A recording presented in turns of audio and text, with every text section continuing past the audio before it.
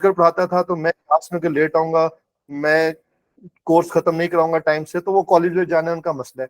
लेकिन अब चूंकि हम ऑनलाइन बैठे हुए हैं तो अब वो डायरेक्टली हमें भी बच्चे कह सकते हैं कि सर आपने गलत किया, ये हो गया, वो हो गया, फलाना हो गया। बट खैर, वी ट्राइड अवर बेस्ट और अल्लाह का शुक्र है कि हमारा सेशन कंक्लूड हुआ। Starting from the FAR1 point of view, अगर मैं FAR1 की बात करूं तो इस वक्त स्टूडेंट अपनी रिवीजन फेज के अंदर है। यहाँ पे अगर मैं बच्चों को बताता हूँ कि यार ये टॉपिक इंपॉर्टेंट है, तो मुझे ये श्योरिटी जरूर है कि अब बच्चा ये नहीं कहेगा कि मैं बाकी टॉपिक छोड़ रहा हूँ और ये वाला कर रहा हूँ क्योंकि सर ने कहा था। इस वक्त आप सारे टॉपिक कर चुके हो, तो इस वक्त मेरे कहने पे अगर कोई 3-4 टॉपिक के ऊपर ज्यादा फोकस कर रहा है तो मुझे ये सुकून है कि चलो इसने बाकी पढ़ा हुआ है। और तो इसलिए वो अक्सर बच्चे कहते हैं हमें तो सर ने कहा था छोड़ दो, वो पेपर में आ गया तो क्यों आया। तो इस वक्त आप सारा कंप्लीट कर चुके हो। इंपॉर्टेंट क्या है आपके पास? मिक्स एसिड स्टैंडर्ड का जो क्वेश्चन है वो इंपॉर्टेंट है। ये बात सबको पता है कि मिक्स एसिड स्टैंडर्ड का क्वेश्चन इंपॉर्टेंट है, पेपर में लाजमी आना है।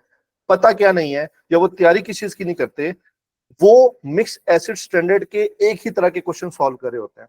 तो आप जब मिक्स एसिड स्टैंडर्ड के क्वेश्चन सॉल्व करोगे तो आपने उनको दो तरह के क्वेश्चन सॉल्व करने हैं। पहला क्वेश्चन जो आप सॉल्व करोगे वो आपका नोट टू द अकाउंट्स का टिपिकल क्वेश्चन होगा, और एक क्वेश्चन जो 2023 में टेस्ट हुआ था स्प्रिंग में, एक्सट्रैक्ट्स ऑफ फाइनेंशियल स्टेटमेंट्स, वो बड़ा इंपॉर्टेंट होता है। उसके अंदर बहुत सी ऐसी चीजें भी आपको लिखनी पड़ती है जो कि आप normally note to the accounts बनाते वक्त नहीं लिख रहे होते। जब भी एक्सट्रैक्ट्स ऑफ फाइनेंशियल स्टेटमेंट का क्वेश्चन आता है मिक्स एसिड स्टैंडर्ड के अंदर, उसमें स्टूडेंट स्ट्रगल करता है, तो you must practice for it. तो एक क्वेश्चन मैंडेटरी है आपके पास मिक्स एसिड स्टैंडर्ड का, और आपके पास उसके साथ साथ आपके पास जो क्वेश्चन इंपॉर्टेंट है इस टाइम के अंदर वो IS-20 इंपॉर्टेंट है, उसका आपके पास एक सेपरेट क्वेश्चन पेपर में एक्सपेक्टेड है। ये एसिड रिलेटेड क्वेश्चन है। पेपर के अंदर ऐसा नहीं है कि यहाँ पे मैं बैठ के कहूंगा कि यार ये वाला टॉपिक छोड़ के चले जाना, टेंशन ही कोई नहीं है।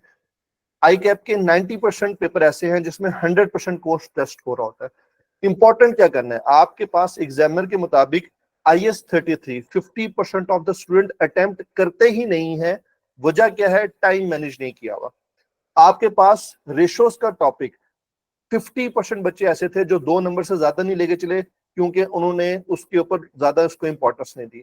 आपके पास एरर्स का क्वेश्चन, बच्चों को रेक्टिफाइंग एंट्री में मसला है। मुश्किल टॉपिक कैश फ्लो, इन जो नॉट फॉर प्रॉफिट ऑर्गेनाइजेशन है, आई कैप के मुताबिक मेजोरिटी बच्चे ठीक सॉल्व करें, हालांकि ये लेंथी टॉपिक्स हैं, टेक्निकल है, वो आई कैप के हिसाब से वो ठीक सॉल्व कर रहे हैं। जो इजी टॉपिक्स हैं उसके अंदर मार्क्स लूज कर रहे हैं। तो इन टॉपिक्स के ऊपर जो मैंने 4-5 टॉपिक्स बताए हैं, आपके पास IS-33 है, IS-8 और IS-1 का कंबाइन क्वेश्चन है, रेशोज की इंटरप्रिटेशन, और आपके पास मिक्स एसिड स्टैंडर्ड। ये अब आपको पेपर लाजमी कराएगा। ये वो ट्रिकी एरियाज हैं जो पेपर में आपको तंग करते हैं। पेपर के हिसाब से एक बड़ी इंपॉर्टेंट बात अगर मैं करना चाहूं, 3 घंटे 15 मिनट का पेपर है। फर्स्ट 50 मिनट रीडिंग टाइम है। हमेशा स्टूडेंट फर्स्ट 50 मिनट्स जाया कर देता है। मैं बीइंग अ स्टूडेंट जब भी पेपर में जाता था, हर टीचर की अपना एक पॉइंट ऑफ व्यू हो सकता है, मैं अपना पॉइंट ऑफ व्यू देना जा रहा हूं क्योंकि मैं जब पेपर में जाता था तो मैं क्या काम करता था।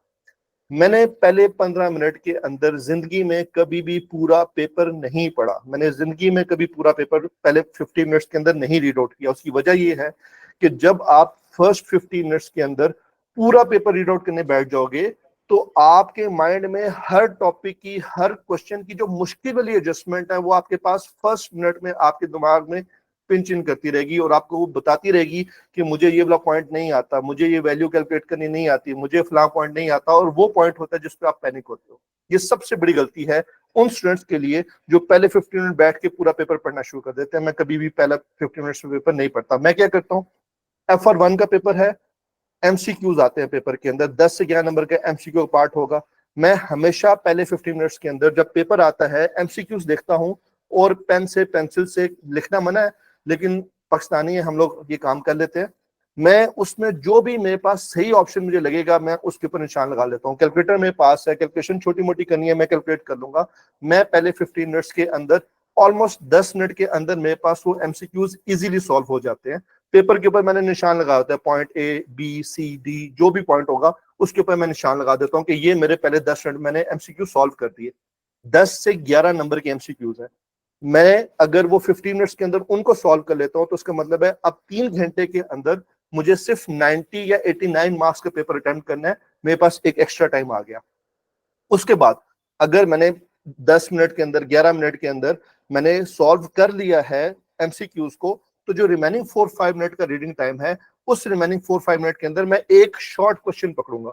वो जो एक शॉर्ट क्वेश्चन होगा वो मेरे पास IS-33 नहीं हो सकता, वो मेरे पास करेक्शन ऑफ एरर नहीं हो सकता।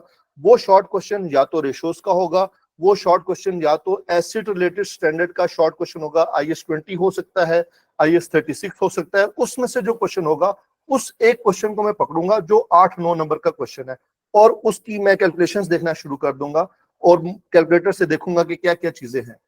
जैसे ही आपके 3 घंटे स्टार्ट हुए, पहले 2 मिनट के अंदर अंदर आपने जल्दी से क्या काम किया कि आपने वो 10-11 नंबर के एमसीक्यूज के जो भी आंसर्स आपके ठीक थे वो आपने वहां पे लिखे, और आपने अगले 10 मिनट के अंदर अंदर आपने एक 8 नंबर का जो क्वेश्चन था वो सॉल्व कर लिया, क्योंकि उसकी आप पहले से 5-6 मिनट से आप काम कर रहे हो। 8 नंबर का मतलब है आपने 15-16 मिनट के अंदर क्वेश्चन सॉल्व करना है। तो इसका मतलब ये हुआ कि पेपर स्टार्ट हुए हुए अभी सिर्फ 10 मिनट गुजरे हैं और मैं 20 नंबर का पेपर अटेम्प्ट कर चुका हूं। 20 मार्क्स का पेपर मेरा अटेम्प्ट हो चुका है, और अब मुझे 80 मार्क्स का पेपर अटेम्प्ट करना है, और मेरे पास पूरे 2 घंटे और 50 मिनट मेरे पास अभी भी पड़े हुए हैं। तो जिन बच्चों को टाइम मैनेजमेंट का इश्यू होता है, उनके लिए ये बात बड़ी इंपॉर्टेंट है। अगर आपने इसको एक्सरसाइज किया तो बहुत ज्यादा फायदा होगा। अच्छा, इसकी हमें प्रैक्टिस कैसे होगी, हमें इसकी आदत कैसे होगी? हमें इसकी आदत होगी कि अब ये जो आपके लास्ट 4 to 5 डेज हैं, इसमें आपने क्या काम करना है?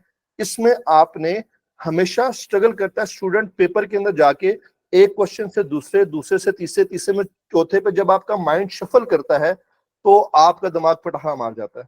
क्यों? क्योंकि उसको आदत नहीं है। वही मिसाल है कि आप गाड़ी को पहले गियर पे, दूसरे गियर पे, तीसरे गियर पे, चौथे गियर पे जब शिफ्ट करते हो तो आपको उसके लिए एक रिदम चाहिए होता है। हमने कभी प्रैक्टिस ही नहीं की। हम एक टॉपिक पढ़ते हैं और पूरा दिन बैठ के हम उससे क्वेश्चन सॉल्व करते रहते हैं। गलत अप्रोच है। हमने क्या काम करना है, या आपने खासतौर पे काम करना है कि अभी जितने भी दिन है, आपने अगर एक दिन में 4 क्वेश्चन सॉल्व करने हैं तो वो 4 क्वेश्चन एक टॉपिक के नहीं होने चाहिए, वो 4 क्वेश्चन 4 डिफरेंट टॉपिक्स के होने चाहिए। आपने 4 दिन में 4 टॉपिक करने थे, आप 4 दिन में 4 टॉपिक ही करो, लेकिन आप हर टॉपिक का एक एक क्वेश्चन हर दिन सॉल्व करो। उससे क्या होगा कि आप एक दिन में एक टॉपिक से दूसरे, दूसरे से तीसरे, तीसरे से चौथे के ऊपर मूव कर रहे होगे। और मैं हमेशा बच्चों को कहता हूं कि 2023 के, 2024 के जो क्वेश्चंस पड़े हुए हैं, जो 3 घंटे का पेपर है, पेपर का टाइम अगर आपका सुबह 9 बजे है तो आपने क्या हमें करना है कि आखिरी जो 3-4 दिन है, रोज सुबह 9 बजे उठना है, और 9 बजे आपने फर्स्ट 15 मिनट्स अपना रीडिंग टाइम रखना है, उसमें पेपर को रीड आउट करना है, इवन दो आप वो क्वेश्चन सॉल्व कर चुके हो। उसके बाद आपने स्टॉप वॉच ऑन करके क्वेश्चन सॉल्व करना शुरू कर देना है, ताकि आपका 12:15 पे आपने स्टॉप वॉच ऑफ करनी है, क्वेश्चन को वहीं पे रोक देना है, और आपने इवेल्युएट करना है कि आपने इस पहले 3 घंटे 15 मिनट में कितने क्वेश्चन सॉल्व किए। इससे होगा क्या? इससे होगा कि पहले दिन आपको सर में शदीद दर्द होगा, आप क्वेश्चन सॉल्व करोगे, और वो क्वेश्चन जो आपने ऑलरेडी सॉल्व भी किए हुए, आप उस टाइम पे 70% से ज्यादा पेपर सॉल्व कर ही नहीं सकोगे, और उस वक्त आपको एक झटका भी लगेगा कि यार शायद पेपर फेल होने वाला है। नहीं, पेपर फेल नहीं होगा। ये सेम काम आपने दूसरे दिन भी करना है, यही सेम काम आपने तीसरे दिन भी करना है। जब आप 3 दिन लगातार सुबह 9 बज के 12:15 बजे तक 3 पेपर पूरे सॉल्व कर लोगे, तीसरे दिन आपका जो पेपर है वो ऑलमोस्ट 80-85% टाइम के अंदर सॉल्व हो रहा होगा, और अब आपकी टेंशन कम हो रही होगी। तो पेपर में जो आधे घंटे बाद आपके कानों से आवाज आ रही होती है, ये जो चक्कर आ रहे होते हैं, ये जो कान गरम गरम लाल लाल फील हो रहे होते हैं, वो एक काम आपका पेपर में नहीं होगा। ये सब वो बातें हैं जो मैं पेपर से पहले करके जाया करता था। तो इस टाइम अगर आप ये सोच रहे हो कि आपने कोई नया टॉपिक पढ़ लेना है, आपने कोई नया टॉपिक सीख लेना है, इस टाइम पे ऐसा कुछ भी नहीं होगा। इस टाइम पे क्या होगा, आपने उस 3.25 घंटे की प्रैक्टिस करनी है, और जो कुछ टॉपिक्स हैं जिनके ऊपर आपने ज्यादा फोकस करना है। तो ये सर मेरी तरफ से सजेशन थी FAR 1 को लेके और एग्जाम के ऊपर। अच्छा, मैं एक लास्ट पॉइंट कह दूं, मेरे पास वो स्टूडेंट का एक क्वेश्चन बार बार फ्रिक्वेंटली आ रहा है कि सर वो हम कुछ अनसीन क्वेश्चंस कर लें या ना करें। एक छोटी सी बात ये बता दूंगा कि आप आई कैप के पेपर के लिए जा रहे हो। यस, आई कैप आपसे चीजें टेस्ट करता है, लेकिन मैं आपके सामने पिछले 10 अटेम्प्ट के क्वेश्चन रख सकता हूं FAR 1 को लेके, जिसमें से कोई एक अनोखी चीज उससे नहीं पूछी। मैं यहाँ पे बैठ के आपको एक ऐसा क्वेश्चन बना के दे दूं जिसमें मैं FAR 2 का नॉलेज भी डाल दूं, उसमें मैं C5 का नॉलेज भी डाल दूं, उसके अंदर मैं 3-4 डिफरेंट एंगल्स भी डाल दूं, और मैं कहूँ कि आप मुझे सॉल्व करके बता दो, तो वो आपको पैनिक क्रिएट करेगा। और जो चीजें आपने सॉल्व कर ली हैं, आपको आती हैं, आप उसके अंदर भी कंफ्यूज हो जाओगे। तो बजाय इसके केस होगा तो आप कोई अनोखा क्वेश्चन ट्राई करने की कोशिश करो। ये टाइम नहीं होता अनोखा क्वेश्चन। हाँ, अनसीन क्वेश्चंस आपने तब सॉल्व करने होते हैं जब आप रेगुलर सेशन में प्रैक्टिस कर रहे होते हो। पेपर के दिनों में गलती होती है, बेवकूफी होती है कि आप कोई मुश्किल अनसीन क्वेश्चन सॉल्व करे हो। हाँ, मॉक्स वगैरह अगर आप कोई देना चाहे वो आप किसी भी कॉलेज को दो, वो बहुत अच्छी बात है, देना चाहिए। लेकिन जो खास तौर पे कुछ लोगों ने कुछ अजीब अजीब क्वेश्चंस बनाए होते हैं कि यार ये वाला सॉल्व करके देखो, वो आपको इस टाइम पे स्ट्रेस आउट करेंगे। Thank you so much sir, thank you so much for the great insight. और मेरे ख्याल से आपने काफ़ी ज़्यादा चीज़ें इसमें कवर कर दी हैं, तो आई होप के बच्चे इस चीज़ से बेनिफिट लेंगे। नेक्स्ट सरताहा, आप मैम कुछ कह रही हैं आप? बच्चों के कुछ क्वेश्चंस हैं इधर सर उमैर से। एक FAR2 के लिए है और मैं कुछ CFA के सर लिए तहा थोड़ी सी स्पेसिफिक। बात कर लें तो उसके फौरन बाद मैं CMA और FR2 पे भी आता हूँ, तो बच्चे बोल जाएंगे यार सर बोले जा रहे हैं। तो मैं कहा सर तहा पहले कुछ बात कर लें। बच्चे तो शायद नहीं है, तो मैं कुछ वाकई सो रही थी। ठीक है, ठीक है। सर तहा सरताहा आपकी प्लीज। स्लाइड्स में शेयर करूं? हेलो, मेरी आवाज आ रही है? जी जी सर। अच्छा, काइंडली मिस अतिया वो स्क्रीन जी शेयर जी, कर मैं कर रही हूँ। मैं बिल्कुल बिल्कुल बिल्कुल sir, just give me a second. दीजिए।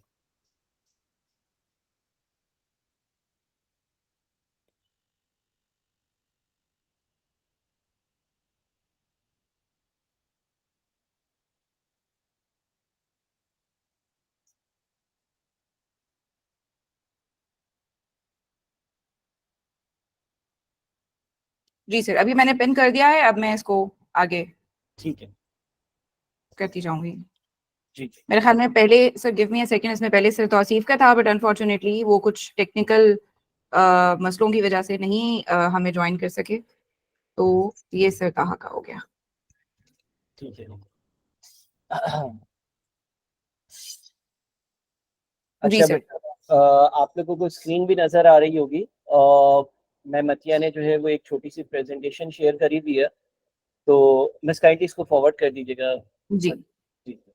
अच्छा देखिए, सबसे पहली चीज़ जो है वो ये है कि मैंने कुछ पॉइंट्स हाईलाइट करे हैं एग्जामिनर आपकी जो रिपोर्ट होती है उससे, और उसमें आपके पास जो पॉइंट्स लिखे हुए आ रहे हैं ये सारे एग्जामिनर कमेंट्स में से पॉइंट्स एक्सट्रैक्ट किए हुए हैं। इन पॉइंट्स को मैं ब्रीफली पढ़ देता हूँ। उसमें लिखा हुआ है examinees were not able to fully explain the required strategies. Examinees confuse strengths with opportunities and weaknesses with threats. Some examinees did not offer advice as required by the question. Instead of relating the given situation to perform a pestle analysis, examinees gave unrelated and generalized factors. So, बच्चों अगर ये आप 4-5 bullet points पढ़ते हैं तो इससे आपको ये अंदाजा होगा कि एग्जामिनर जो है ना वो बहुत फोकस्ड अप्रोच चाहता है। यानी कि अगर फॉर एग्जांपल कोई पेस्टल का सवाल आता है और आप बहुत ही जनरलाइज्ड चीजें लिखते हैं, उसको सिनेरियो से लिंक नहीं करते हैं, तो एग्जामिनर उस पर आपको पेनलाइज करेगा, यानी कि कम मार्क्स देगा।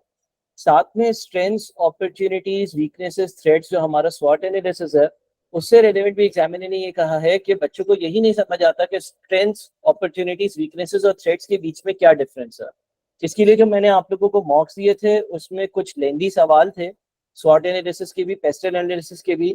आईकिप का जिस तरह का सिनेरियो आता है उससे थोड़े से लेंदी थे, लेकिन उसमें से ये पॉइंट्स आपको आइडेंटिफाई करना आ जाएंगे। साथ में कभी भी आप अपना आंसर लिखें तो उसको बिल्कुल जनरलाइज ना लिखें, बल्कि उसको जो है वो लिंक करें और डिटेल लिखें और फुल्ली एक्सप्लेन लिखें। एक जनरल रूल ऑफ थंब आप बना लें कि लेट से अगर 4 मार्क्स का सवाल है तो आपने 4 मुख्तलिफ पॉइंट्स लिखने हैं। नीटनेस, क्लीनलीनेस के मेंटेन करने के लिए आप क्या करें कि 2 से 3 सेंटेंसेस के 4 पैराग्राफ लिखते हैं छोटे छोटे।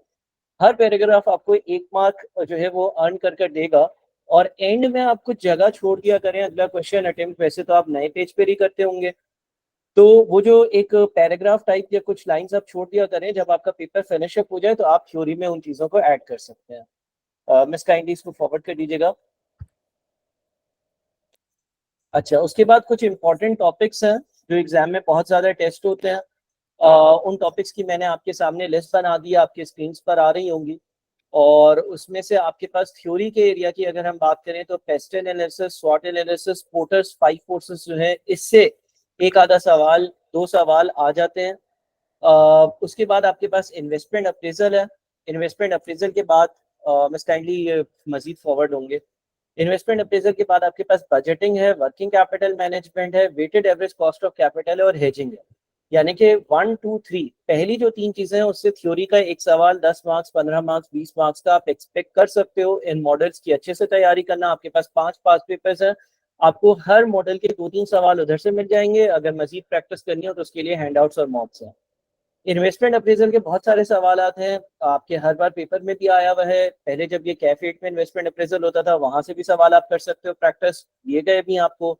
बजटिंग का एक मैंने आप लोगों को हैंड आउट दिया है जिसमें 45 सवाल है, वो बहुत पहले मैंने आप लोगों को दिया था। उसमें 45 क्वेश्चंस हैं जिसमें सीफेप के क्वेश्चंस भी हैं, कैफ8 के क्वेश्चंस भी हैं, उसके बाद कैफ6 के एमएफए के क्वेश्चंस भी हैं, कुछ शॉर्ट सिनेरियोज भी हैं।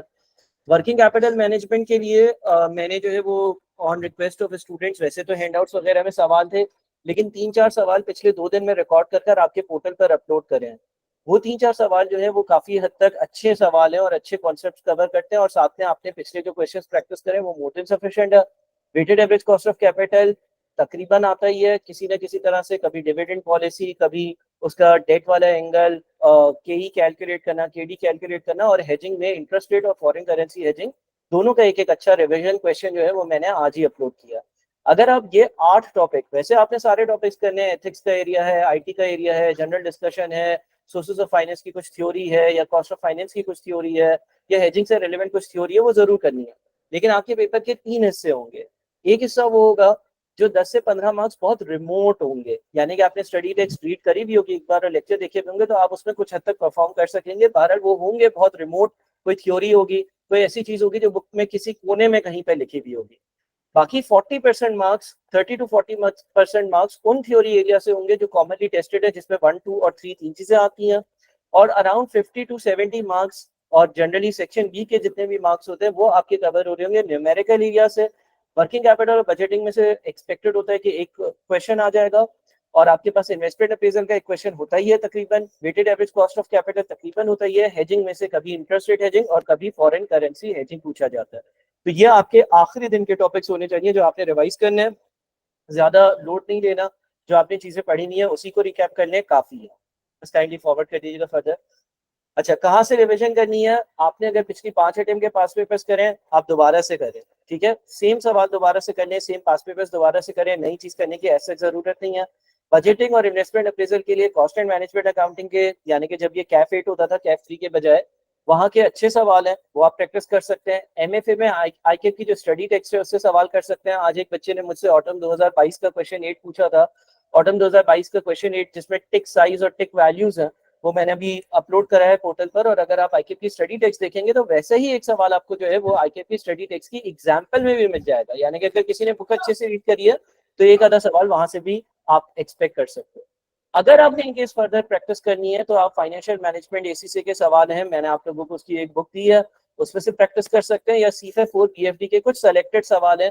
जिस तरह से 2 दिन पहले मैंने आप लोगों को एक सवाल बताया था कामयाब मार्ट लिमिटेड, उसमें एक नया कॉन्सेप्ट टेस्ट हो रहा था कि आपने पहले प्रोजेक्शन करी थी एनपीवी की और 2 साल बाद आप जो है वो उस वेंचर को क्लोज आउट कर रहे थे और वर्किंग कैपिटल रिलीज हो रहा था।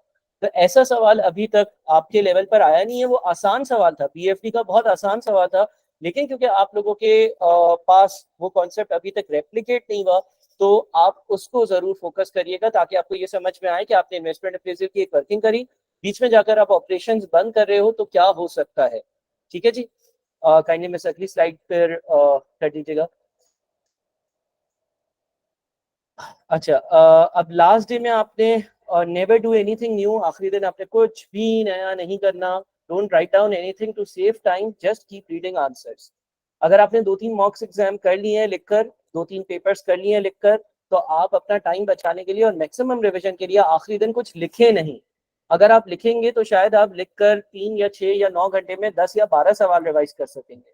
अगर आप उसको बार बार रीड करते रहेंगे तो हो सकता है कि एक ही दिन में आप 25 से 30 सवाल को रिवाइज कर लें, अपना कैलकुलेटर साथ रखें और आप रीडिंग करते रहे। माशाल्लाह आप लोग ग्रुप ए पास कर आए, आप लोग लिख सकते हैं चीजें, आपने लॉ लिखा है, पहले आपने टैक्स की थ्योरी लिखी है, इतना ज्यादा मसला नहीं है, ये ज्यादातर कंप्यूटेशनल सब्जेक्ट है। आप FAR 1 भी देकर आए हैं, आप कॉस्टिंग भी पढ़कर आए हैं और कॉस्टिंग में अपना सर खपा कर आए हैं डिसीजन मेकिंग में, तो यहाँ पर कोई मसला नहीं होने वाला। ये लास्ट डे की सजेशन है, लास्ट डे अगर आप एक पेपर करने बैठ जाओगे, आप पूरा सिलेबस या मैक्सिमम कवरेज या मैक्सिमम रिवीजन नहीं कर सकोगे। Try to redo recent past papers, जो कि पिछली 5 अटेम्प्ट्स है। यहाँ पर मैं एक चीज ये कह दूंगा कि देखो, आपने अपनी पिछले 3-4 महीने में बहुत सारी एफर्ट डाल दी। आपने पिछले 3-4 महीने में जितनी भी एफर्ट डाली है ना, वो सिर्फ और सिर्फ इस एक हफ्ते में आपने कैपिटलाइज करनी है। अगर आने वाले 10 दिन अच्छे नहीं गुजरे, अगर आने वाले 10 दिनों में आपने प्रॉपर रिविजन नहीं किया पिछले जो 3-4 महीने में आपने पढ़ा था, तो पूरे 6 महीने जाया होंगे। और अगर आने वाले 3-4-5 दिन, जो 10 दिन आपके पास बच गए हैं, उसमें आपने प्रॉपरली उन्हीं चीजों को रिवाइज कर दिया जो आपने पहले पढ़ी थी, तो आप आराम से पेपर क्लियर कर सकते हैं। आप माशाल्लाह से ग्रुप ए क्लियर कर आए हैं, आप आईकेप को जानते हैं, आप आईकेप के पेपर्स कर आए हैं, आप एग्जाम प्रेशर समझ चुके हैं। एक नया पेपर है, एक अच्छा पेपर है। एमएफए के पेपर की खूबसूरती है कि इसमें थ्योरी और कंप्यूटेशन दोनों है। आप अगर कंप्यूटेशन में, जिस तरह से कुछ बच्चे होते हैं जो कंप्यूटेशनल एरिया में अच्छे होते हैं, अगर आप ऐसे हैं तो आप कंप्यूटेशन वाले पेपर्स जो सवाल है पहले अटेम्प्ट करिएगा। अगर आप थ्योरी में ज्यादा अच्छे हैं, अगर आपका थ्योरी एक फेवरेट एरिया है, फेवरेट सब्जेक्ट है, तो आप थ्योरी की तरफ पहले जाइएगा। पेपर अगर आप पूरा एमएफए का कर लेंगे और सुकून से कर लेंगे, आप पास हो जाएंगे।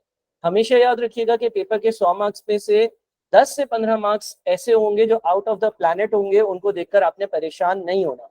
आईकेप एक आधा सवाल मुश्किल देगा, और वो मुश्किल सवाल जो है उससे आपने परेशान नहीं होना कि यार ये क्या आ गया। बाकी जो 80%, 70%, 85% मार्क्स होंगे, वो पिछले ही पेपर से आ रहे होंगे, या पिछले ही कॉन्सेप्ट्स होंगे, या वही चीजें होंगी जो आपने पढ़ी हुई होंगी।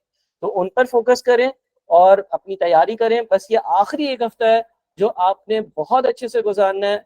इसी में आपको ये पता चल जाएगा कि आपने जो पिछले 4 महीने में पढ़ा था वो चीजें आगे कैपिटलाइज हो रही हैं या नहीं। यहाँ पर आपने जो है वो अपना ये कहने के एक बेंचमार्क, एक चेक पॉइंट एस्टेब्लिश करना होता है, और ये 10 दिन में आप कर सकते हैं, बहुत आराम से कर सकते हैं। आप तो कॉन्फिडेंट रहे, आपने जितना पढ़ा है, आपने बहुत लोगों से बहुत ज्यादा पढ़ा है, बहुत लोगों से बहुत सारे ज्यादा सवाल किए हैं, और आप लोगों को सारी चीजें आती हैं। फुल्ली कॉन्फिडेंट होकर जाएं और आने वाले 10 दिनों में अच्छा सा रिविजन करें। Thank you so much sir Ittehad, thank you so much. और कसम से ऐसा टीचर मेरा होता तो मैं पता नहीं कहीं टॉप कर रहा होता है एसीसी में।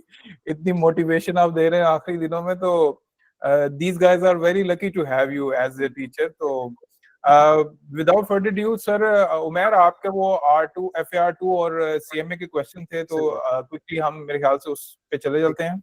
ठीक हो गया सर।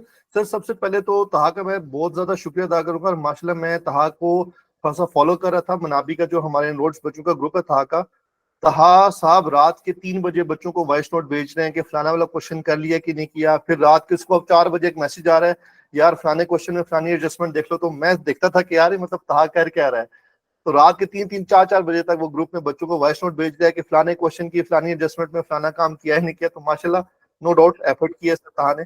और आप सर एक चीज मैं ऐड करना चाहूंगी, सर ताहा की group calls, because I am in that group, so like my phone is ringing all the time क्योंकि सर ताहा is trying to group call his students and I am in the group, so वो मुझे भी call आती है।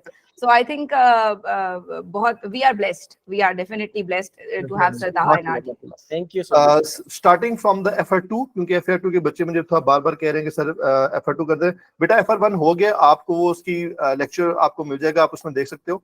FR2 के अंदर ना मैं चीजों को मजीद सिंप्लीफाई कर देता हूँ।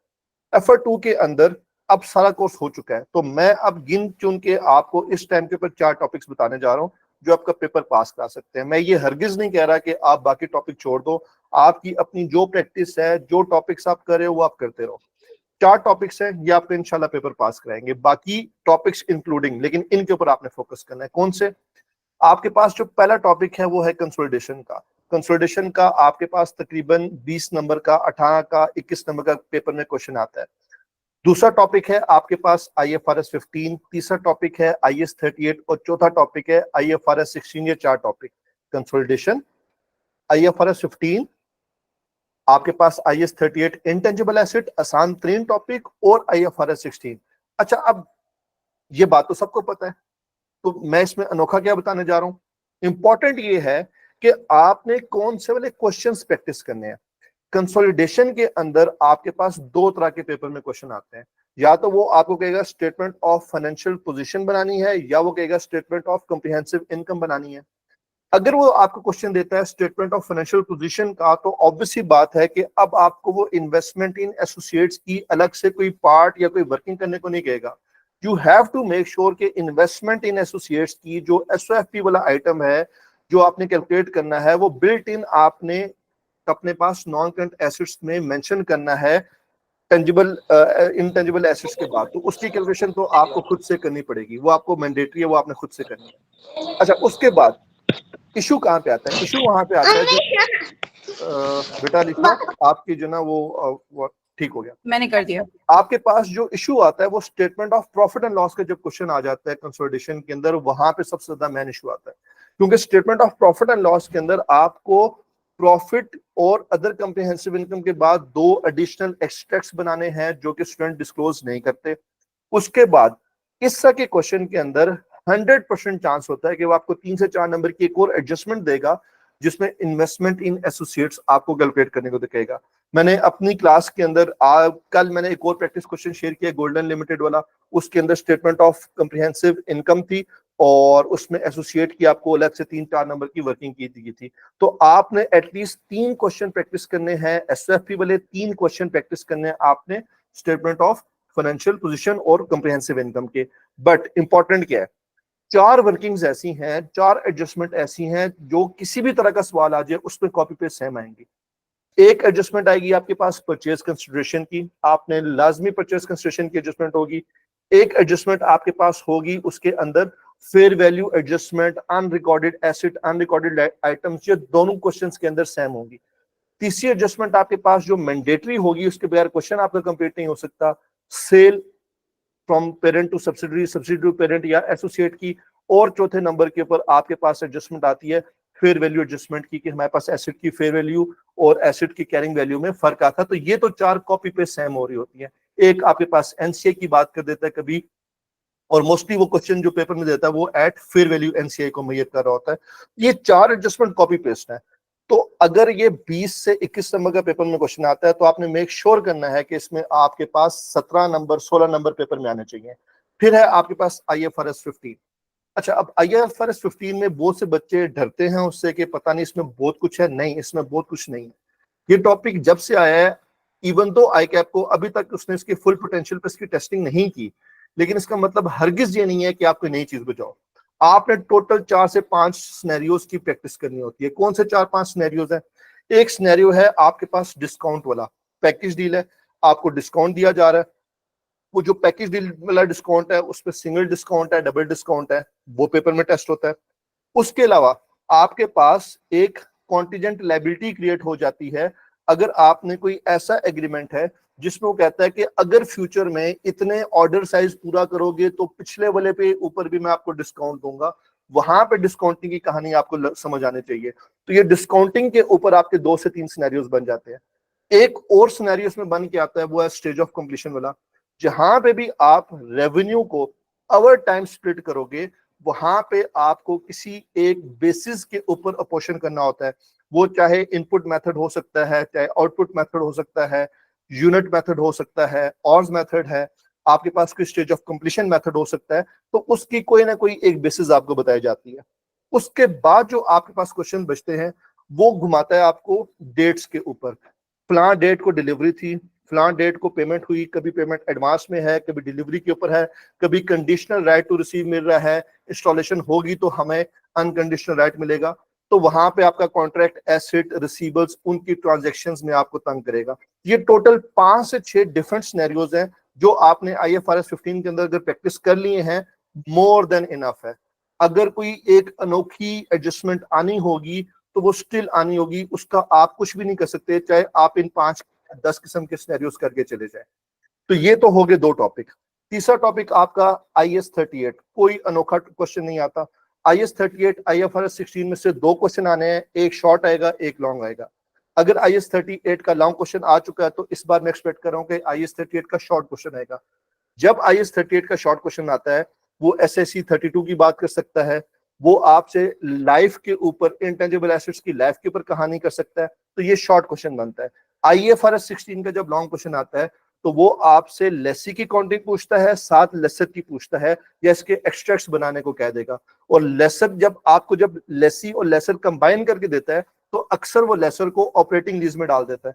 आपके माइंड में ऑपरेटिंग फाइनेंस लीज दोनों घूम रही होती है। तो इसलिए ये 4 टॉपिक्स हैं। अगर आप ये 4 टॉपिक FR2 के अंदर तैयार करते हो, ये आपके पास पेपर का 50 to 55% पोर्शन है। ये सिर्फ 4 टॉपिक पेपर का 50 to 55% पोर्शन है। इसका मतलब है कि अगर आप ये अच्छे तरीके से अटेम्प्ट कर लेते हो तो आप इस 55 में से 41, 42 मार्क्स स्कोर कर सकते हो, और आपको बाकी 45 में से सिर्फ 8 से 10 नंबर चाहिए।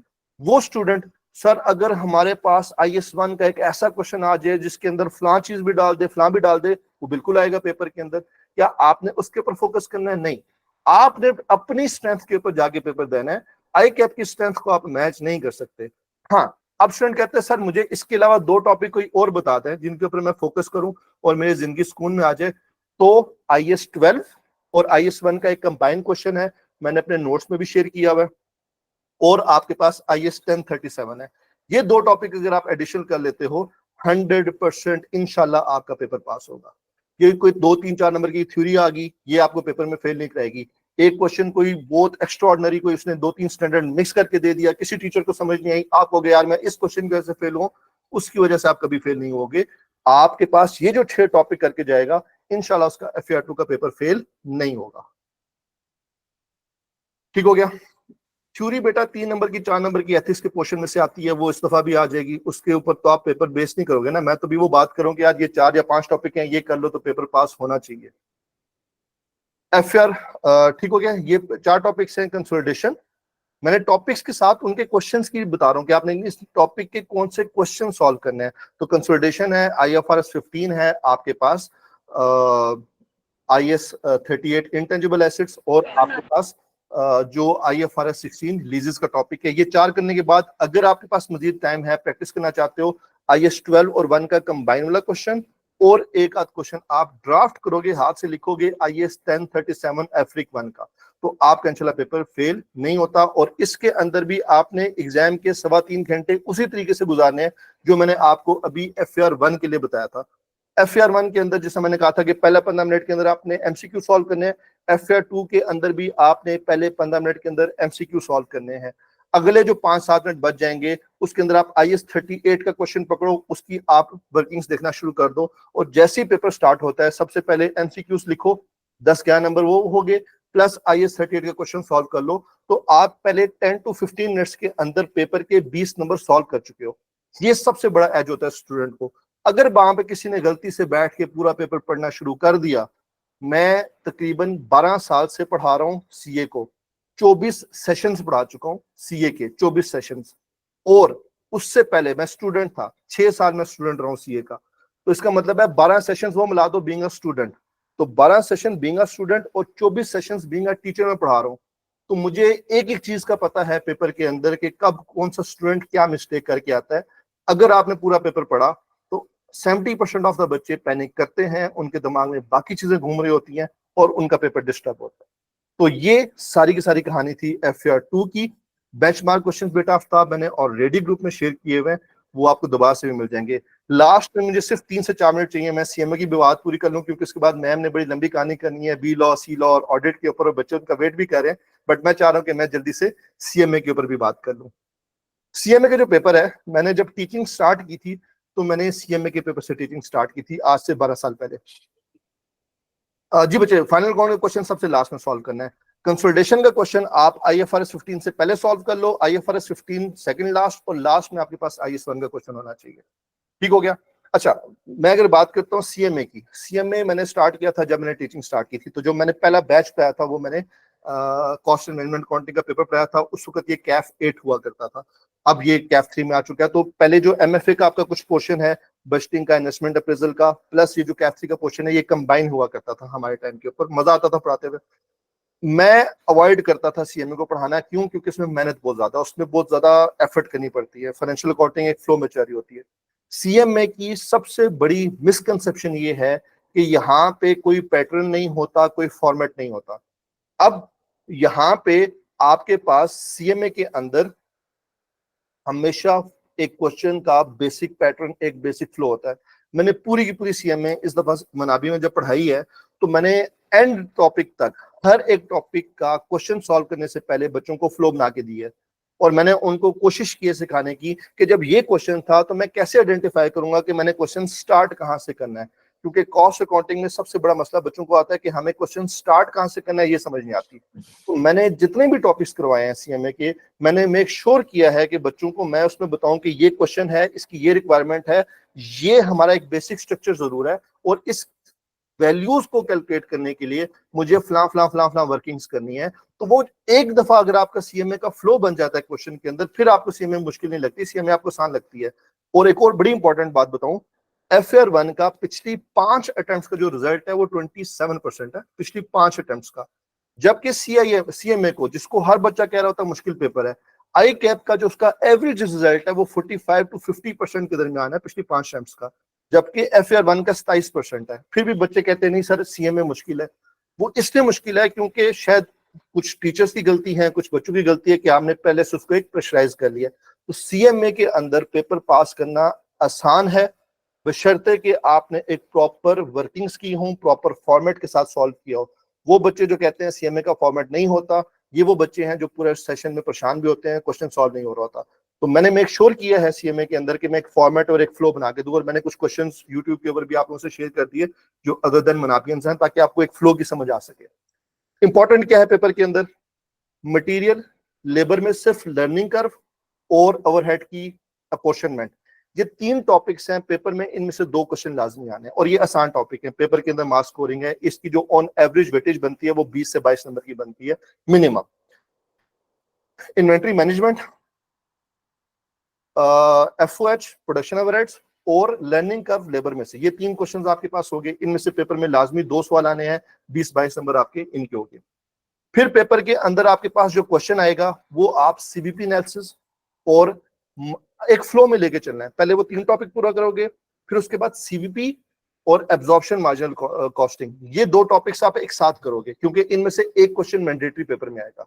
तो पहले मटेरियल, लेबर, ओवरहेड, ये करने के बाद CVP analysis, absorption marginal costing, ये एक साथ आपने करना है, क्योंकि इनमें से एक पेपर में क्वेश्चन आना है, फ्लो बनाना है आपने।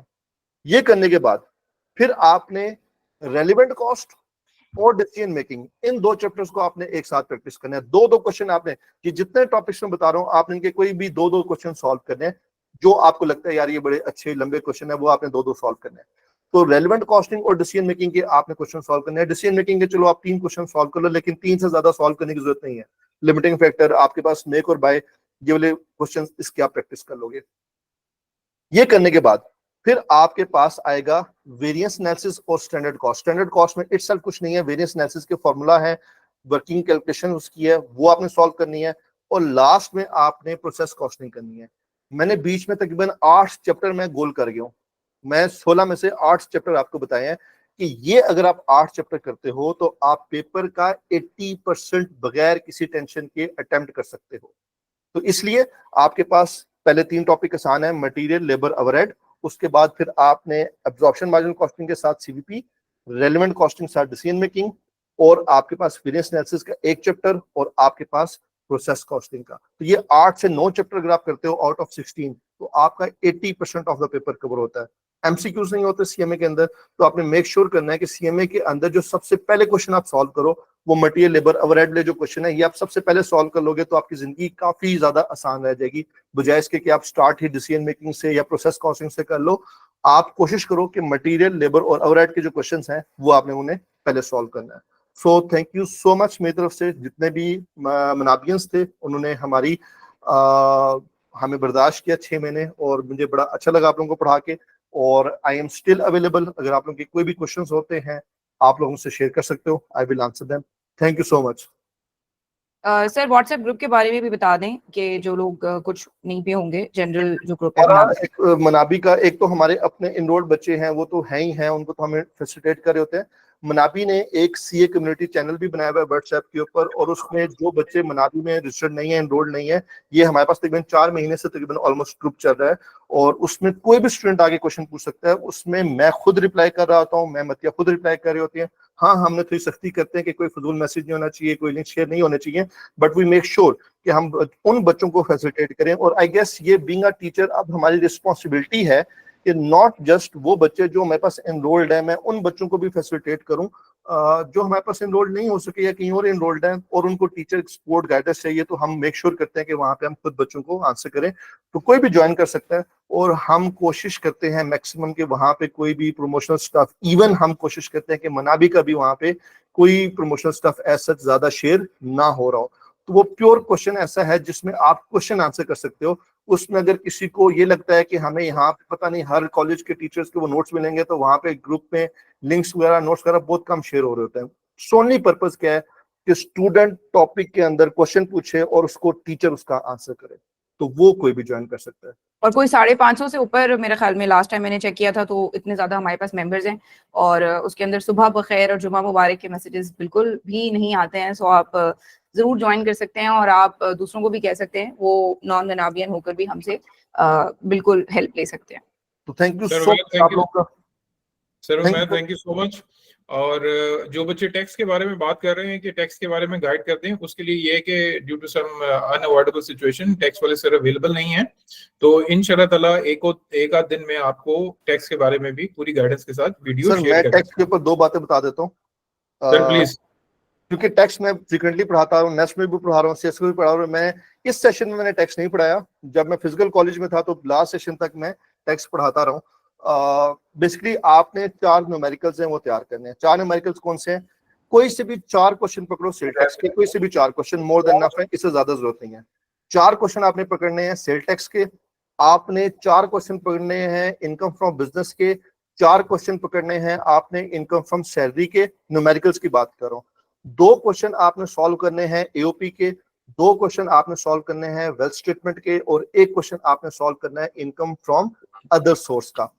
तो ये जब आप सॉल्व कर लोगे तो आपके पास पेपर का 50 to 55% पोर्शन आपका ये कवर करता है। पेपर के अंदर टैक्स में जो पास कराता है वो आपको फ्री पास नहीं कराएगी, वो आपको न्यूमेरिकल्स पास कराएंगे। इसलिए मैं देख रही हूँ। इसलिए आपने मेक श्योर करना है कि आपके पास 3 से 4 क्वेश्चन सेल टैक्स के, 4 क्वेश्चन आपके पास सैलरी के, 4 क्वेश्चन बिजनेस के, 2 क्वेश्चन आएंगे एओपी के, 2 आपके पास वेल्थ स्टेटमेंट और 1 इनकम फ्रॉम अदर सोर्स। कोई भी क्वेश्चन पकड़ लो, इनको आपने सॉल्व कर लेना है। बाकी आपके पास थ्योरी तो बहुत लंबी कहानी है, उसके अंदर फिर अब जाने का टाइम नहीं है। थैंक यू सो मच जी। Sir thank you so much. And ma'am Atiya, बच्चे काफी ज्यादा वेट कर रहे हैं सारे आपके बी लॉ, सी लॉ और कौन सा लॉ। प्लीज आप जो है ना, द स्टेज इज योर्स, तो काइंडली मैम प्लीज स्टार्ट कीजिएगा। ठीक है जी, ठीक है। नबिहा कह रही है कि मैम ऑडिट से स्टार्ट करें। नबिहा, जैसे मुझे तो पता नहीं है कि तू ऑडिट का पेपर नहीं दे रही है, हैं? अच्छा जी, अस्सलाम वालेकुम जनाब। Thank you so much. सबसे पहली बात, आप लोगों का बहुत बहुत शुक्रिया। एग्जाम्स के दिनों में अपने कीमती वक्त से आप वक्त निकाल कर जो है वो आए हैं आज का सेशन अटेंड करने। हमने कोशिश की है कि बिल्कुल प्रिसाइज और टू दी पॉइंट रखें और कोई बहुत ज्यादा एक्स्ट्रा इसके अंदर बात ना हो, जो बात इस वक्त एग्जाम से 1 हफ्ते पहले रिक्वायर्ड है। तो सबसे पहले फॉर्मली बहुत ज्यादा शुक्रिया अदा करना चाहूंगी सारे बच्चों का कि आपने इतना ज्यादा भरोसा किया मनाबी के ऊपर और आपने एक नया इंस्टीट्यूट होते हुए भी हमें ज्वाइन किया और पहला सेशन हमारी तवक्कुआत से बहुत बहुत ऊपर गया और बहुत अच्छा गया। सो इतनी मोहब्बत का बहुत बहुत शुक्रिया। अच्छा, अब जो मैं आज बातें जो मैं करना चाह रही हूँ वो कुछ जनरल हैं, ठीक है? सो ऐसा नहीं है कि मैं कोई सब्जेक्ट स्पेसिफिक बात करूंगी, मैं कुछ जनरल किस्म की बातें करूंगी जो कि सारे टीचर्स ने बड़ी अच्छी बात की और सारे टीचर्स ने स्पेसिफिकली सब्जेक्ट स्पेसिफिक बात की। पहले मैं कुछ जनरल बात ये करना चाहती हूँ कि आजकल मुझे बहुत ज्यादा ऐसे मैसेजेस आ रहे हैं कि जिसके अंदर बच्चे बहुत ज्यादा डिप्रेस्ड हैं और जिसके अंदर बच्चे इस वक्त अपनी जितनी भी तैयारी हो चुकी है वो सारी तैयारी बिल्कुल फरामोश करके कोई नया क्वेश्चन कर लिया या कोई भी इस किस्म की चीज बुक से देखनी शुरू कर दी जो कि पहले नहीं पढ़ी थी। तो वो एक बहुत ज्यादा परेशान कुन सिचुएशन है। मेरे पास आज भी एक मदर की कॉल आ रही थी, अनफॉर्चुनेटली मैं पिक नहीं कर सकी, आई कॉल हर बैक अभी आफ्टर दैट। वो परेशानी इस वक्त बहुत ज्यादा है। तो बेटा सबसे पहले मैं आपको एक बात बताना चाहती हूँ, अभी टाइम हो रहा है 7:30, ठीक है? बहुत जिम्मेदारी के साथ मैं आपसे कह रही हूँ कि इंशाल्लाह अगले 10 मिनट में सेशन जब खत्म हो जाएगा, अगला 1.5 घंटा किताबें बंद कर दीजिए, कमरे से बाहर निकलिए और कमरे से बाहर निकल के गो फॉर अ वॉक, किसी रिश्तेदार से मिलने, मतलब तंग करने वाला रिश्तेदार ना हो, किसी से जाके मिलें, किसी दोस्त से जाके मिल लें। अगर आप क्रिकेट खेलते हैं जाके क्रिकेट खेल लें। अगर आप लड़की हैं, अगर आप फीमेल स्टूडेंट हैं, आप सैलून चले जाएं। अगर आप मेल स्टूडेंट हैं, आप कोई बाल छाल अपने कटवाने चले जाएं। उठें, फ्रेश हों, नहाए धोएं, कपड़े बदलें, परफ्यूम लगाएं। ये बहुत ज्यादा इंपॉर्टेंट है। आपको बहुत अच्छा फील होता है जिस वक्त आप थोड़ा सा अपने कमरे से बाहर निकलते हैं, और बाहर निकलते हैं 9 बजे तक किताबों को हाथ मत लगाइएगा। ये एडवाइस मैंने हमेशा बच्चों को दी है, और ये एडवाइस वो है जो कि मेरी अम्मी मेरे साथ करती थी। वो क्योंकि मैं भी जब पढ़ पढ़ के इस तरह डिप्रेस हो जाती थी, वो मुझे घर से बाहर लेके चली जाती थी जबरदस्ती, बाय फोर्स। अम्मी पापा गाड़ी में मुझे ले जाते थे और आधा घंटा घुमा फिरा के 1 घंटा आपका माइंड रिलैक्स होगा। उसके अंदर आपने फोन लेके नहीं जाना है, वरना कोई ना कोई दोस्त मैसेज कर रहा होगा कि भाई कितने टॉपिक्स हो गए या इस सवाल का जवाब दे दो। 1.5 घंटा अपने लिए निकालिए। ये 1.5 घंटा आपका जाया नहीं होगा, ये आपको आगे बहुत ज्यादा फायदा देगा। जिम्मेदारी के साथ ये बात कह रही हूँ।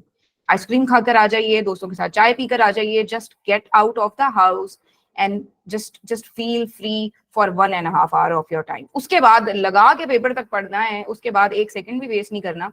लेकिन अभी 1.5 घंटा अपने आप को दे दीजिए, वरना अगले फ्राइडे को हम बैठे हुए होंगे और शदीद किस्म का बर्न आउट हो रहा होगा, और मंडे को पेपर देने जाने का दिल नहीं चाह रहा होगा। तो ये जरूर कर लीजिए, कोई मूवी देख लीजिए, कुछ भी कर लीजिए, और कुछ नहीं तो गली में निकल के टहलना शुरू कर दें। लेकिन अपना इस वक्त ब्रेक जरूर लें।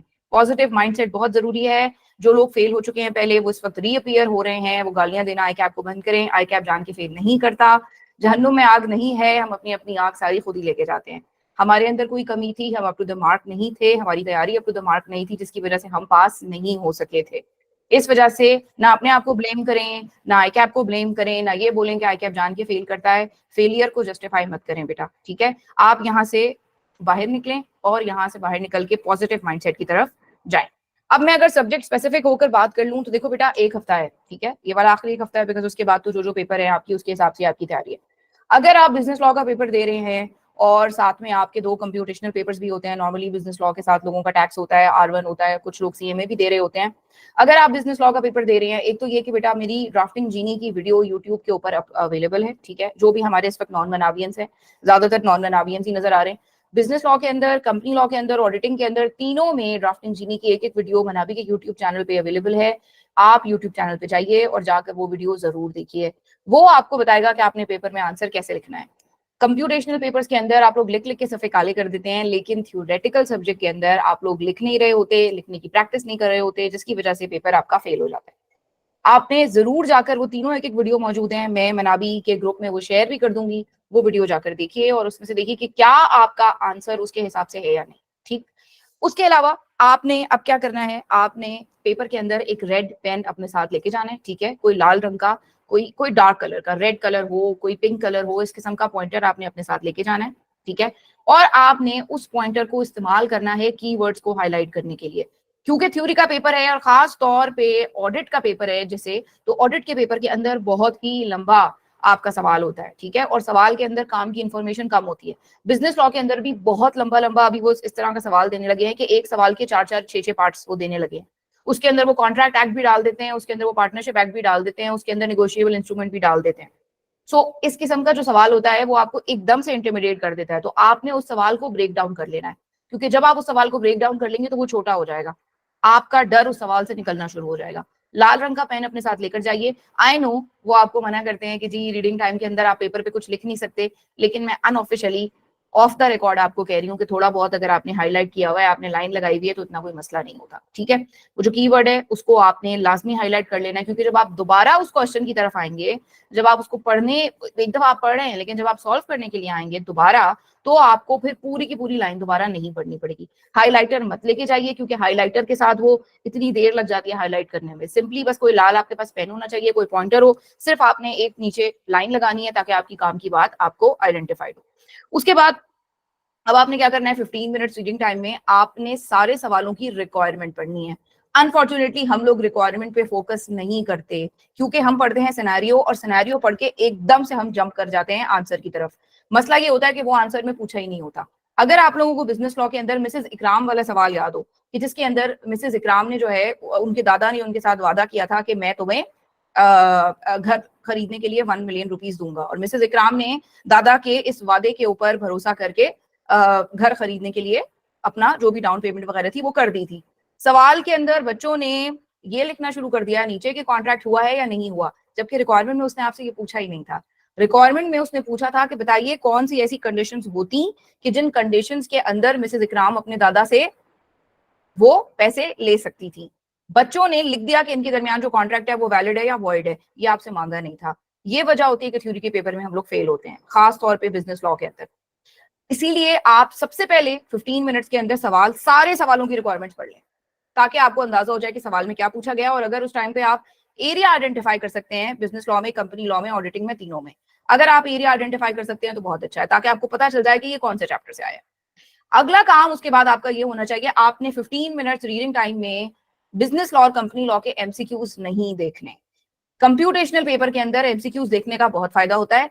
उसकी वजह ये होती है कि उसके अंदर छोटी कंप्यूटेशंस होती हैं जो आपका कॉन्फिडेंस बढ़ाती हैं, लेकिन थ्योरेटिकल पेपर के अंदर ये जो एमसीक्यू है ये आपका कॉन्फिडेंस डाउन करता है, क्योंकि आपको कॉन्सेप्ट आ रहा होता है, लेकिन चूंकि उसने चूज द बेस्ट आंसर आपसे मांगा होता है, तो उसके अंदर कभी कभी ऐसा भी होता है कि एक से ज्यादा आंसर सही होते हैं।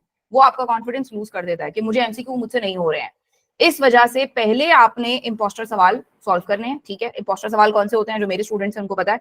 इंपोस्टर सवाल आपके हमेशा 3 तरह के होते हैं, बिजनेस लॉ के अंदर भी, कंपनी लॉ के अंदर भी आपके 3 तरह के सवाल होते हैं।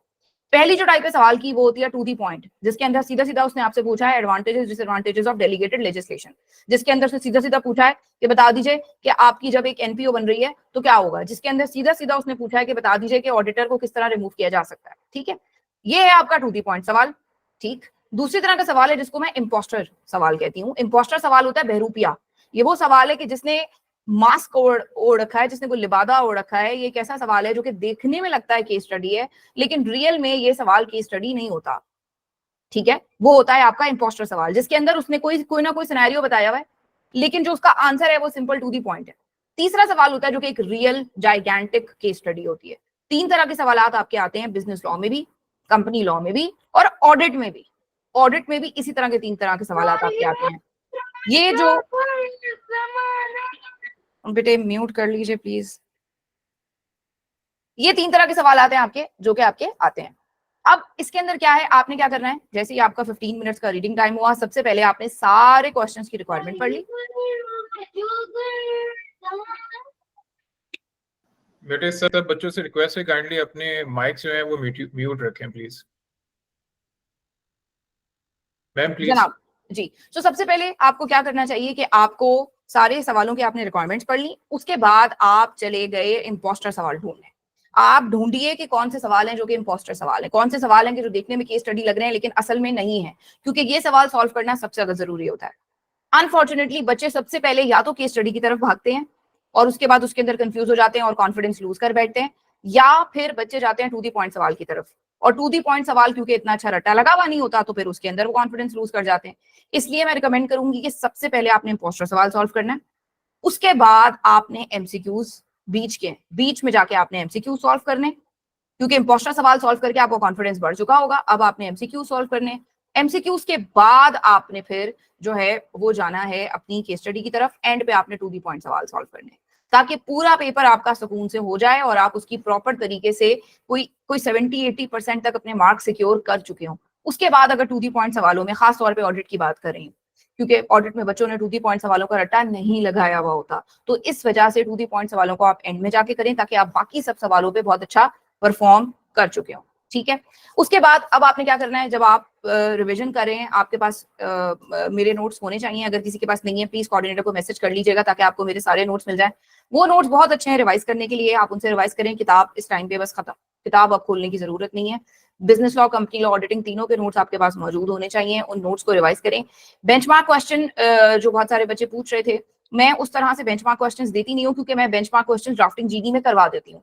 तो ड्राफ्टिंग जीनी की मेरे जो भी नोट्स हैं, अगेन कोऑर्डिनेटर से उसकी गूगल ड्राइव का लिंक ले लीजिएगा, उसके अंदर सारे चैप्टर वाइज नोट्स मौजूद हैं। वो वाले एक एक सवाल कम से कम अगर आप लास्ट मिनट के रिवाइज कर लेंगे तो आपको काफी ज्यादा फायदा हो जाएगा। उसके अलावा बेटा लिखने के अंदर अगेन अंग्रेजी हमारी फर्स्ट लैंग्वेज नहीं है, बहुत ज्यादा टेंसेस की गलतियां करते हैं, बहुत ज्यादा स्पेलिंग की गलतियां करते हैं, बहुत ज्यादा सेंटेंस स्ट्रक्चर की, टेंसेस की गलती करते हैं। इस पॉइंट के ऊपर आके जाहिर है वो सारी गलतियां फिक्स नहीं की जा सकती, लेकिन एक चीज है जो कि फिक्स की जा सकती है, वो ये चीज है कि आप अपने पेपर के अंदर खुला खुला लिखें। जितना खुला आप पेपर के अंदर लिखेंगे, जितनी लाइंस छोड़ेंगे, यार आई कैप का पेज ही है ना, आई कैप ने कहने को हमारी मतलब जिंदगी बर्बाद कर दी है, हम आई कैप के थोड़े से पेजेस बर्बाद नहीं कर सकते, ठीक है। सो आई कैप के अंदर आपने पेजेस इस्तेमाल करने हैं, आपने खुला खुला लिखना है, क्योंकि जितना ईजी होगा एग्जामिनर के लिए पढ़ना उतना ही ज्यादा आसान होगा, और जितना मुश्किल होगा उसके लिए आपका आंसर पढ़ना उतना, वो आपका मामा चाचा ताया रिश्तेदार बिल्कुल भी नहीं है कि वो आपका आंसर सुकून से बैठ के चेक करेगा। अगर उसको आपका लिखा हुआ समझ नहीं आ रहा होगा, मुझे पता है ड्राफ्टिंग जीनी के अंदर आप लोग क्या क्या लिखते हैं, अगर उसको आपका लिखा हुआ समझ नहीं आ रहा होगा वो बिल्कुल आपका आंसर चेक नहीं करेगा। खुला खुला लिखेंगे, पैराग्राफ्स बनाएंगे, ठीक है, प्रॉपर तरीके से अपनी बात को जस्टिफाई करेंगे। बिजनेस लॉ के पेपर में और ऑडिटिंग के पेपर में, इन दो पेपर्स में बच्चे सबसे ज्यादा क्या गलती करते हैं, कंपनी लॉ में कम करते हैं, इन दो पेपर्स में सबसे ज्यादा गलती बच्चे ये करते हैं कि वो अपने आंसर को जस्टिफाई नहीं करते। आप लोग अपने आंसर को जस्टिफाई करें, ये वाली बात बहुत ज्यादा इंपॉर्टेंट है। सर मेरी तस्वीर नहीं आ रही है, बच्चे कह रहे हैं सिर्फ आवाज आ रही है। मैम हो सकता है कि मुझे तो आपकी स्क्रीन नजर आ रही है। मैम बिल्कुल आ रही है। Okay, so thank you. So बेटा जस्टिफाई जरूर करें अपने आंसर को। बच्चे लिखकर आ जाते हैं ये कॉन्ट्रैक्ट वैलिड है या ये कॉन्ट्रैक्ट वॉइड है। इसी तरह ऑडिट के अंदर बच्चे लिखकर आ जाते हैं कि जी ये एक कंट्रोल की वीकनेस है, या बच्चे लेकर आ जाते हैं कि ये एक थ्रेट है, ठीक है, या बच्चे लेकर आ जाते हैं कि ये सब्सटेंटिव प्रोसीजर ठीक नहीं है। You have to justify your answer. Examiner कहेगा कि तुम कौन हो ये कहने वाले कि ये कॉन्ट्रैक्ट वैलिड है या वॉइड है। एग्जामिनर कहेगा तुम कौन हो ये कहने वाले कि ये एक कंट्रोल्स के अंदर वीकनेस है, ये सब्सटेंटिव प्रोसीजर सही नहीं लगाया गया, या ये सैम्पलिंग की अप्रोच सही नहीं है। तो इसलिए एग्जामिनर के सामने आपने अपने आंसर को जस्टिफाई जरूर करना है कि मैं ये जो चीज रिकमेंड कर रही हूँ या रिकमेंड कर रहा हूँ इसके पीछे ये लॉजिक है, इससे ये फायदा हासिल होगा। या मैं अगर किसी चीज को गलत वीकनेस कह रहा हूं या कह रही हूं तो फिर इसलिए वीकनेस कह रही हूं क्योंकि इससे बिजनेस मुतासिर होगा इस तरीके से। तो ऑलवेज जस्टिफाई योर आंसर। हमेशा आप रीजन बताइए कि आप अगर एक चीज करने से मना कर रहे हैं या एक चीज करने से कह रहे हैं तो वो आप किस वजह से कह रहे हैं। फिर एक दो चीजें हैं जो कि खास तौर पे बिजनेस लॉ वाले बच्चों के लिए मैं लेके आई हूँ, वो जरा देख लीजिए। जो लोग पहली बार इस आई कैप की पेपर में अपीयर हो रहे हैं वो जरा देख लीजिए। ये बेटा आपकी सैंपल आंसर शीट है, और ये सैंपल आंसर शीट देख लीजिए। इस तरह से आपकी आंसर शीट होती है जो लोग पहली बार पेपर दे रहे हैं। ये अगर आप देख रहे हो ये एल शेप ब्रैकेट्स हैं जो कि आपकी आंसर शीट के चारों तरफ डले हुए हैं। ये एल शेप ब्रैकेट का मतलब ये है कि इस एल के अंदर जो भी चीजें आ रही हैं वो सारी की सारी आपकी चेक होंगी। अगर आप लेजर देखें तो ये सारी की सारी आपकी चेक होंगी जो भी आपने इसके दरमियान लिखा हुआ होगा।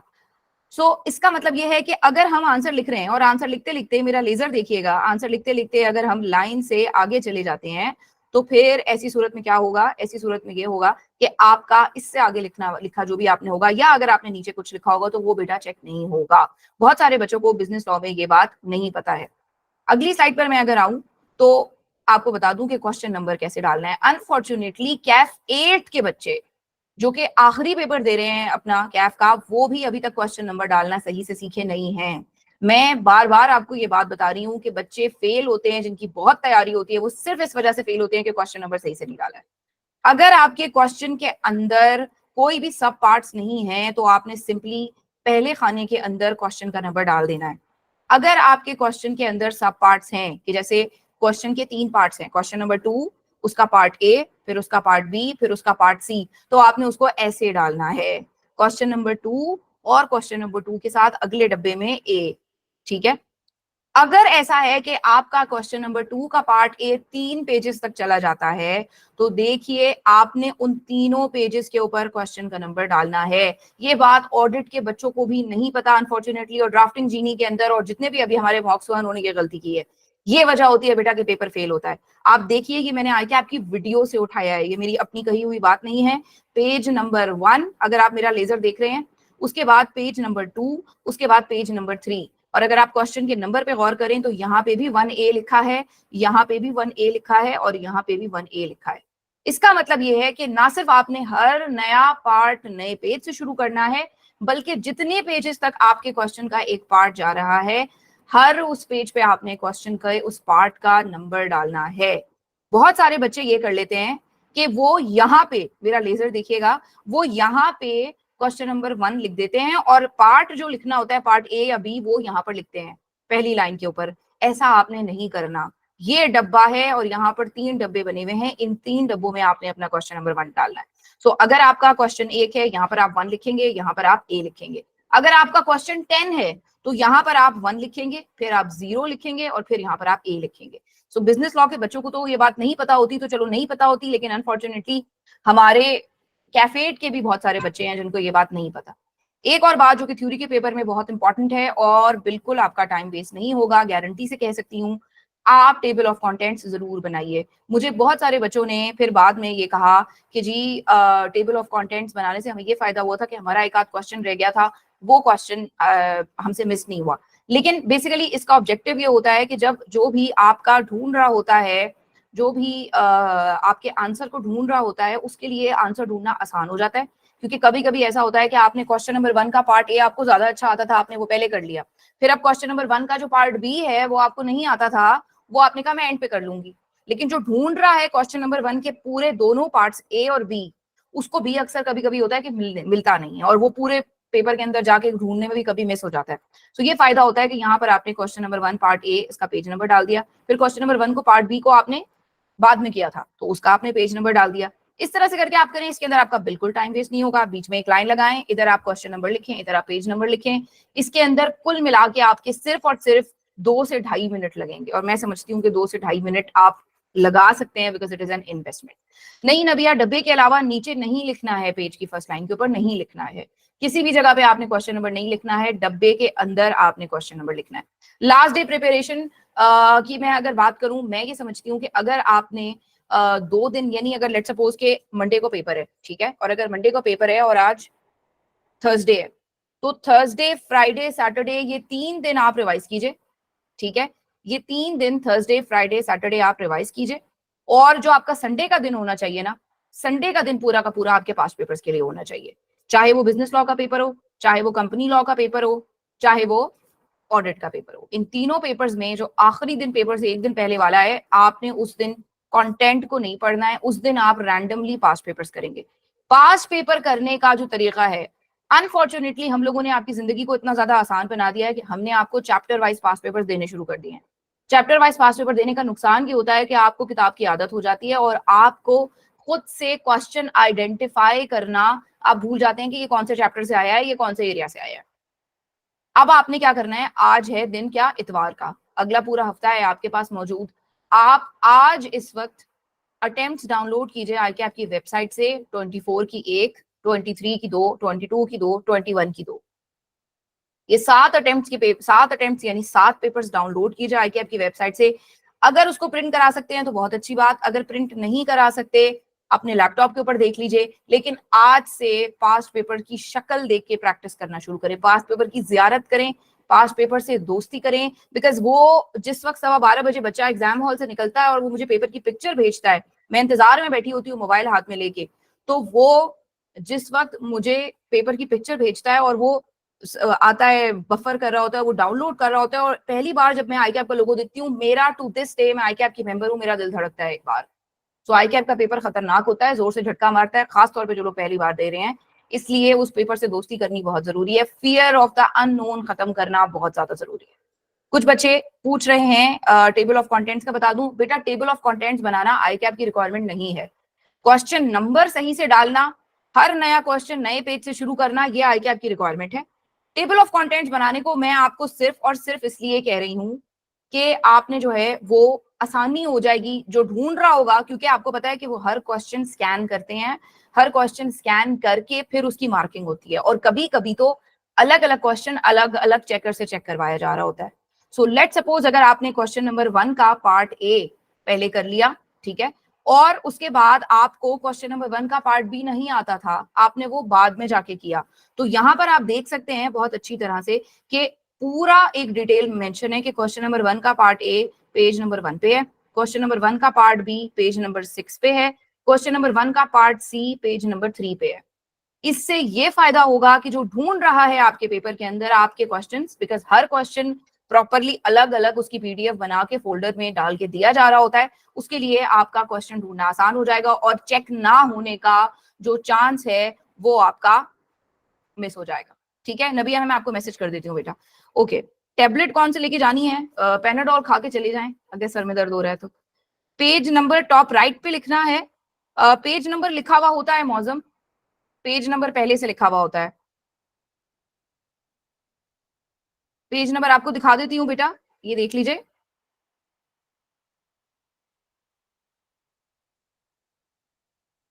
जी मौसम, ये देख लीजिए बेटा, पेज नंबर पहले से लिखा हुआ होता है। ये पेज नंबर 1 उन्होंने खुद से लिखा हुआ है, 2 भी लिखा हुआ है, 3 भी लिखा हुआ है।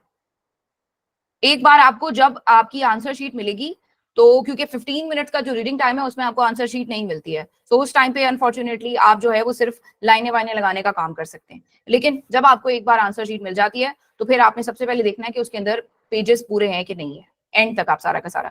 कंपनी लॉ की टेंशन मुकाने का सिर्फ और सिर्फ एक तरीका है, आप उसके पास पेपर्स करें।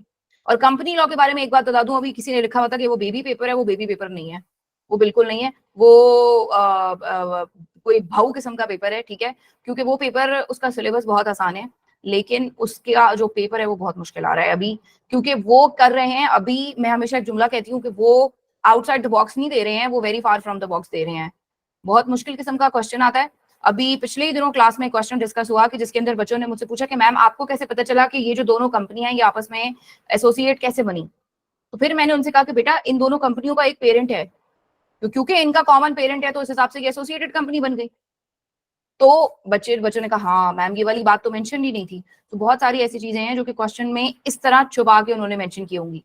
जैसे कि अगर उन्होंने ये बताना है कि ये एक अनलिस्टेड कंपनी है, तो वो ये नहीं, लिस्टेड कंपनी है, तो वो ये नहीं बता रहे कि लिस्टेड कंपनी है, बल्कि वो ये कर रहे हैं कि वो बता रहे हैं कि इस कंपनी की शेयर प्राइस ये चल रही है मार्केट में, स्टॉक मार्केट पे इसकी शेयर प्राइस ये है, इसकी मार्केट प्राइस ये है, तो आपको खुद समझ आ जाना चाहिए ये लिस्टेड कंपनी। अनफॉर्चुनेटली बच्चे अभी भी पूछते हैं कि मैम आपको देख के कैसे पता चला कि ये एक पब्लिक कंपनी है। तो बेटा उसके नाम में लिमिटेड है ना, प्राइवेट नहीं है, ऐसे मुझे पता चला, ठीक है। ऑडिट के लिए स्पेसिफिक गाइडलाइंस यही है मनान। एक तो माशाल्लाह से यू डिड सो वेल, आपने थ्रू आउट बहुत अच्छे मॉक शॉक दिए, सारा कुछ किया। सो उसके लिए आपको मनाबी की तरफ से गिफ्ट भी मिलेगा इंशाल्लाह, हाईएस्ट मार्क्स आए थे आपके। बाकी यही है बेटा, आई थिंक यू नो आपको सारी चीजें क्लासेस में बताई हुई हैं, बस राइटिंग के ऊपर फोकस करें। बिल्कुल बेटा टेंशन फ्री होकर जाएं, टेंशन फ्री होकर जाना तो बहुत जरूरी है।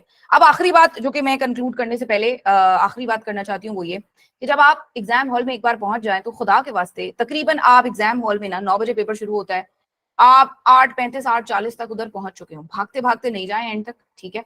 आप वहां पर जाएं और वहां पर जाकर अपनी जो भी आपकी कुर्सी है वो ढूंढें और कुर्सी के ऊपर आप जाके बैठ जाएं। इस टाइम पे आपने किसी के साथ डिस्कशन नहीं करना और किताबों को तो दूर फेंक के मारे। इस वक्त किताब आपने बिल्कुल नहीं देखनी, आंखें बंद करके बैठ जाएं। जो भी आपका फेथ है, आप मुस्लिम फेथ से बिलोंग करते हैं तो उस फेथ के मुताबिक, आप किसी और फेथ से बिलोंग करते हैं तो उस फेथ के मुताबिक, जो भी आपकी इबादत का दुआ का तरीका है वो आप इस टाइम पे आंखें बंद करें और आंखें बंद करके अल्लाह ताला से या जो भी आपका रब है आप उसके साथ डायरेक्टली कांटेक्ट करें। और उस टाइम पर इस वक्त पेपर में जितने भी लोग हैं और जिस जिसकी शक्लें आपको याद आ रही हैं आप सबके लिए दुआ करें।